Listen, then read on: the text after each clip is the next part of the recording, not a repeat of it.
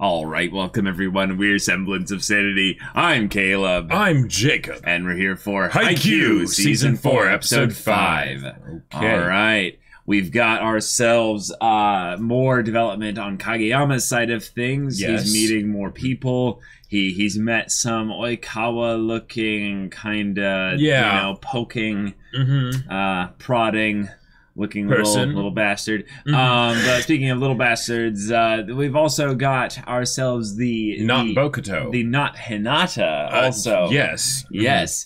And the two combinations. Bokunata. Yeah, exactly. The fusion of those two characters in a small body. And also a very well, aren't you freaking out about me? Yeah. All right. You're good reference. Yeah. But then we also had Hinata being a good. real leader while being a ball boy with Hyakuzawa and really everyone else on the court. Because it was mainly Hyakuzawa, but everyone else shut up and watched. They were just like, whoa.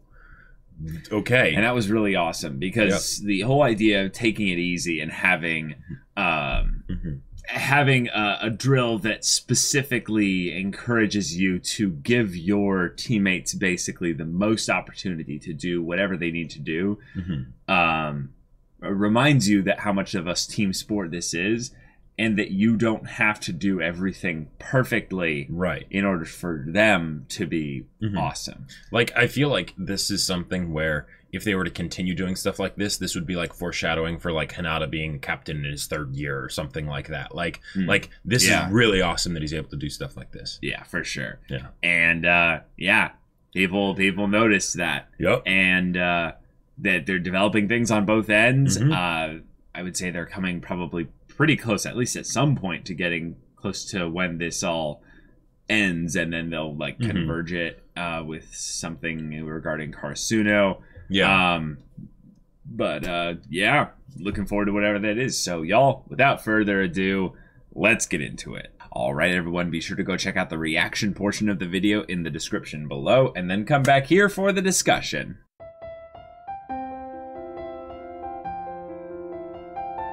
All right, the training camp is over. We've got Kageyama and Hinata coming back to school, Tsukishima as well. We also had a really interesting kind of a recap of sorts for what happened with things on Hinata's side of things, and focused a little bit on kind of going over what he gained from this in a little bit of a montage. But with Kageyama, it was a little bit different. Kageyama, they focused on him potentially being someone who is being held back because of his team, and how when he is on a team with players that are all ridiculously good, he's called up to their level.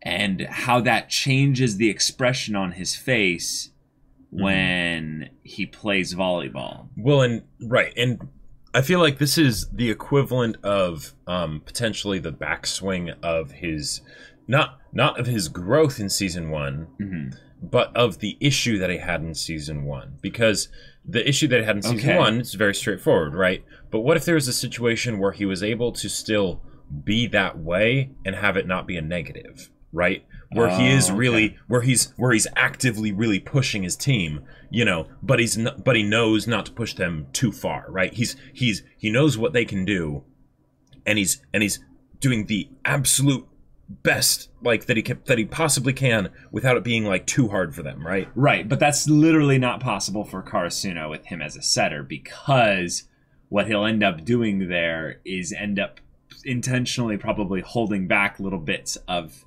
his own play in order to make sure that they're, because the setter is not there to give a person the most the quickest serve. It's all about setting up them to do their amazing thing. Yes. So in that respect, Kageyama is not putting himself ever at his full limits unless he is setting to someone who is pushing him to that level. What if they were setting up something where this is this is where he'll be able to transform into someone a lot more like, say, Oikawa. Which, and granted, he doesn't have the charisma of Oikawa, right? But if he was able to basically draw more out of his team by basically not being timid, because since that was something that he made a mistake of in the past, right, he probably, like, the whole thing of him saying, "You're a goody two shoes, aren't you?" That was meant as a jab and not as a jab, right? He's like, that's something that, like, I was just making an observation. That doesn't necessarily have to be a bad thing, right? You know, but there might be aspects where it does hold you back a little bit, right? And I feel like it was something where he also was trying to show Kageyama, like, okay, like, this is, like, now that you're not being a setter, like, for me, and I'm setting for you, see just how much what I do can bring stuff out of you that you never would have thought you could do, right? Yeah, I think that is partially because he's a ridiculously good setter. And in some ways, his sets are not, like, about being so fast or so quick or so powerful.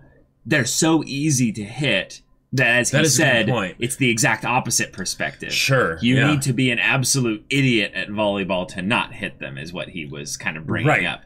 Kageyama, however, in terms of how he approaches the spike, in terms of how he jumps, in terms of athleticism, and then in terms of just overall ability, he gets to be put on display because it was a perfect set. So in that respect, I think they're attacking at this from that angle, but there's also this aspect of attitude where Kageyama, he observed, is all scrunched up and tense and in some ways needs the lesson of take it easy.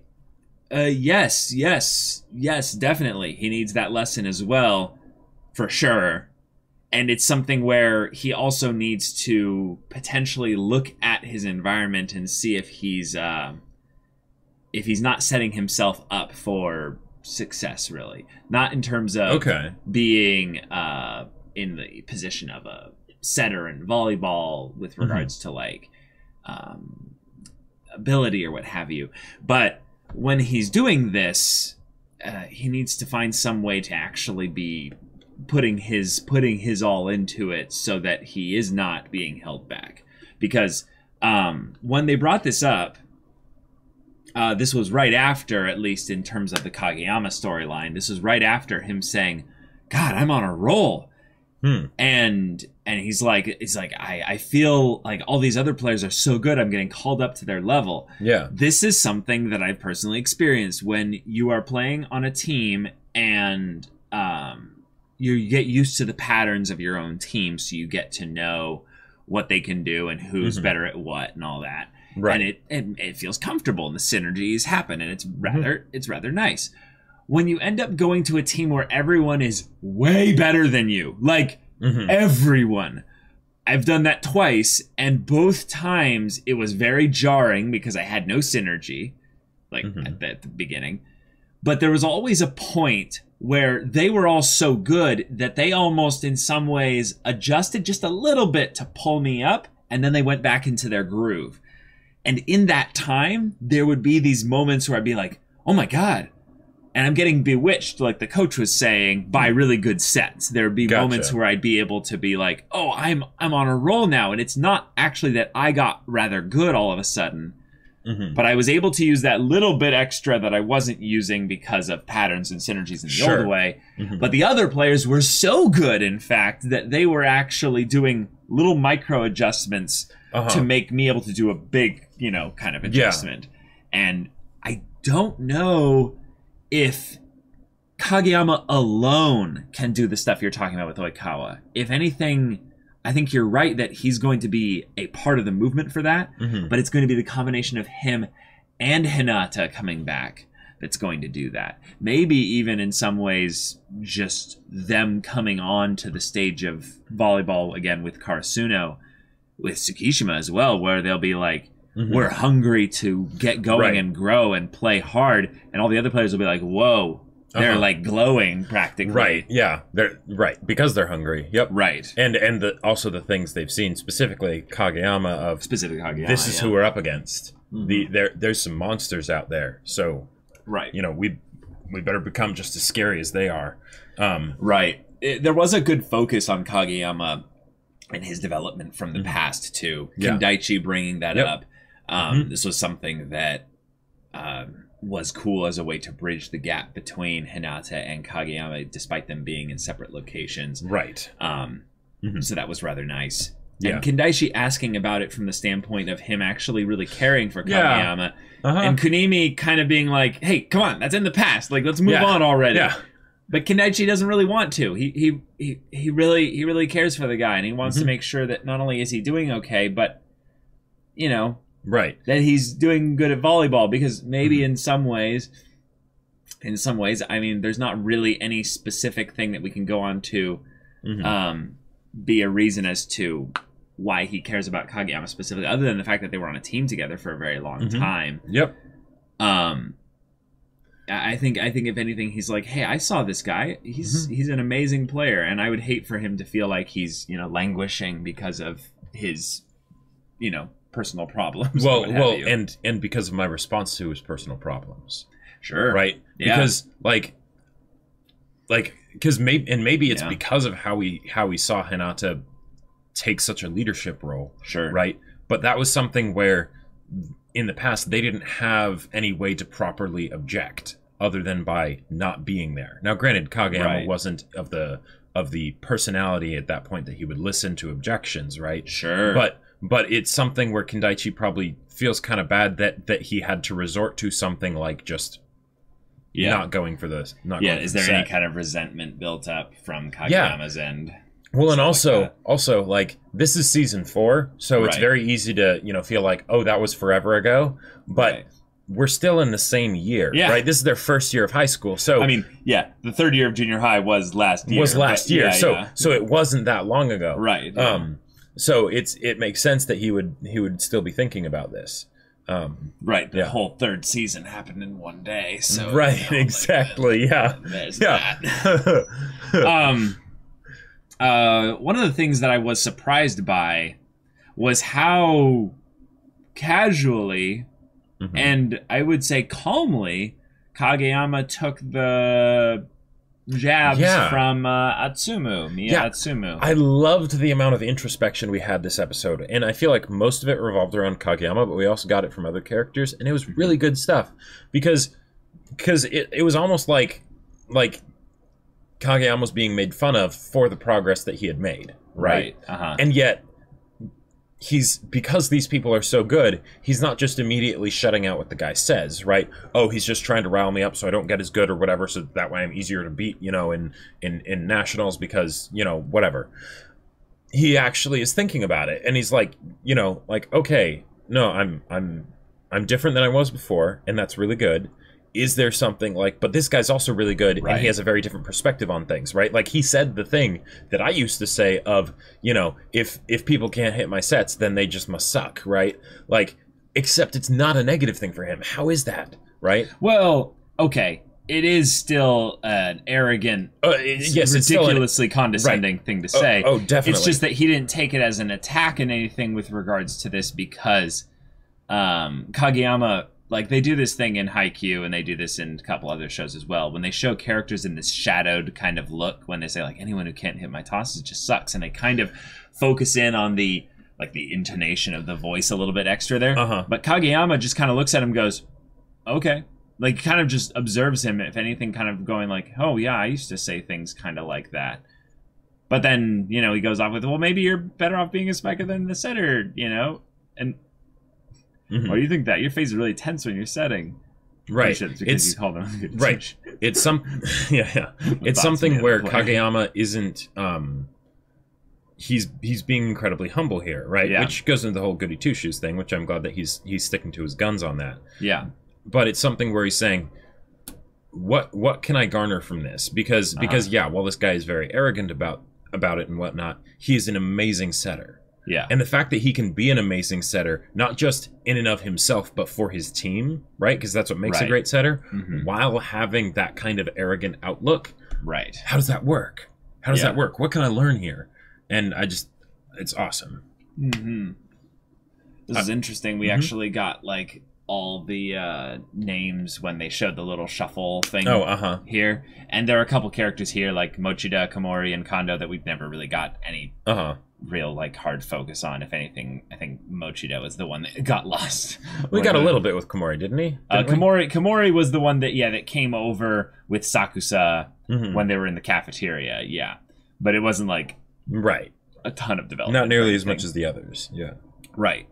But them bringing up this fact where they're like, we see them all in different types of positions, and the coaches are talking about the kind of potential we'll see from them. Yeah, and they basically kind of have this talk that I find rather interesting, because they're making it seem like this is something that's not actually going to pull a lot of...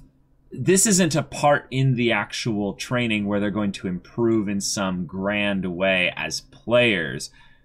This is more about them looking at their potential as players at the top end of things. So he's saying, like, you know, like, this is their time of discovery. Yeah. It's like, and we don't know what the players themselves will realize. In the end, they're talented enough that they're going to have to produce results eventually. Meaning, like, at this point, they're not necessarily producing any crazy results because, you know, it's not a crazy high-pressure situation. But he just wants them to enjoy volleyball and take their time. Now, it's really important that they do that, but the way they then showcase that here is Kageyama having his goober smile here. I had to point this out when I like scrolling past and I saw it there. He has his like top row of teeth kind of goober smile. He's just enjoying, you know, the sport. Although the really good setters can bewitch their spikers bit. And that whole just enjoyment of it in the moment might lead to them having better synergies now that they're finally kind of coming to the end of this here. And then they'll see like, oh my god, if we all actually were on the same team, we'd be unstoppable. Would we be unstoppable? Well, and that's one of the things, because I think the reason why the coach said that is because they're all amazing at volleyball, right? Right. So in a lot of ways, they don't really need to push them as much. There are times when they need to push them, but not always, because they can trust that they got this good, you know, with other coaches than us, and probably a lot of times not even having too many coaches when they were just, you know, because it's something that clearly they click with volleyball, right? Right. Their brains are wired that way. So we don't necessarily need to push them. We'll just put them in this great team, and we know that they'll be able to perform under pressure because they've been doing it up till now. Right. But if we just get them to play volleyball, right, just regular volleyball, do what they've already been doing, you know, in a lot of ways with these other amazing players, then they'll rise to that standard, right? They'll start to wonder and be like, oh yeah, I could play on a team that's this good. Right, and then not only could they play on a team that's good because that's this good, because this is what Kageyama was feeling, that whole idea of rising up to a standard means that in some ways they will internally raise their own standards for themselves, which will increase the belief in their potential, and then they'll produce greater results. So while, you know, these coaches specifically aren't going to each individual player and being like, all right, we're going to unlock your potential, you know, one by one. Intense training time. Yeah. No, like, I'm talking about, like, personalized training. Because it's such a team-focused sport that in some ways them telling them to take it easy, wait back, let the kind of just the synergies come as they will, play a position you're not comfortable with, it forces them to basically go back to the basics of volleyball, and then they end up enjoying volleyball that much more because it becomes a fun, low pressure, kind of easy dynamic situation. And I wonder if that's actually one of the best ways to get Karasuno specifically back into the flow of things as far as where they were at season 2, where they were super hungry, because Hinata and Kageyama and all them were getting like really like intense about their development, but the team saw it. In this case, they're gonna have to bring that back and have the team see it. So what I would say that it is it's something that will help them specifically because they're going to be at nationals. That's a lot of pressure. Oh, yeah. That's a lot of pressure. A lot of pressure. If you get in your head when you're doing something that's you do on muscle memory, you won't do as well. That's just how it works, right? Yeah. So if you're having fun, then cool. You're not thinking about it, right? Yep. Like, or you're thinking about it in the way that you usually do. You're not getting locked inside your own head. Well said, yeah. So in this situation here, if they can be having fun, then they'll be able to act well under pressure because they don't realize that they're under pressure, right? Awesome. Yeah. And that is definitely something that Karasuno could take away because they've never been to nationals. They've never been to nationals. This is going to be this group of players. Obviously Karasuno has, but we're talking about Daichi and Suga and Hasagi and Nishinoya, Tanaka, everybody. We gotta actually come into this with a cool, chill mindset. It was really cool seeing, Hinata and Kageyama coming back to, Karasuno and having their little competition. Race to the top. Race to the top. Yes, well said. Yeah. I saw what you did there, Show. But then almost immediately then bringing up, oh, did you see any cool players? Yeah. And a lot.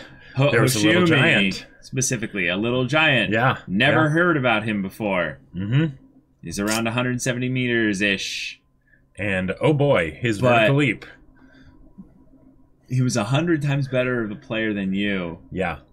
But, Hinata, you can fly high, essentially. Higher. Yeah. Higher. Yeah. The idea that he's not comparing that he'll be able to fly higher than Hoshiumi. He's saying, do you realize what this means, Hinata? Yeah. That you have heights that you haven't even reached yet then. Yep. You haven't even come close to. So get excited about that. Right. And I've seen what it's like, so I'll help set you up for that. Well, right. But that's nothing that he can teach Hinata. Like that height that he'll need to go up there is just something that Hinata will get to eventually. But yes, once he's there, what are you saying? Like that Kageyama's learned a lot, and Hinata does better when he has a great setter, and that's one of the reasons that they've been doing so well up till now, and Hinata's need to learn some independence from that to be a good player on in his own right and whatnot.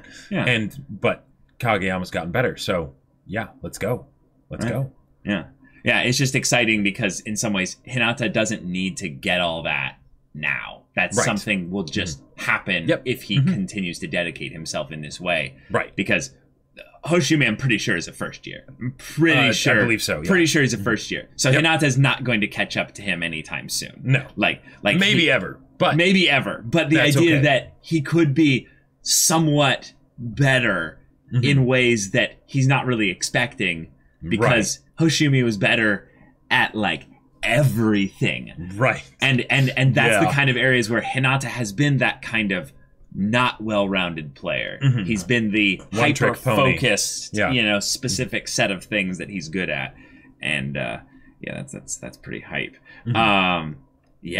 We've got a practice match with Dateko. We do indeed. And I've wanted to see Aone again. I really want to see Aone hanging out with Hinata and Karasuno. That's going to be a pretty cool thing. Yeah. And then also just the fact that the setter was going around grabbing people's email addresses, being add me, let's be friends and what have you. I'm like, oh boy. Okay, finally, we're getting one of those players who's doing this all for the all for the fun of it as well, but also really enjoys being gregarious and making friends outside of the team and what have you.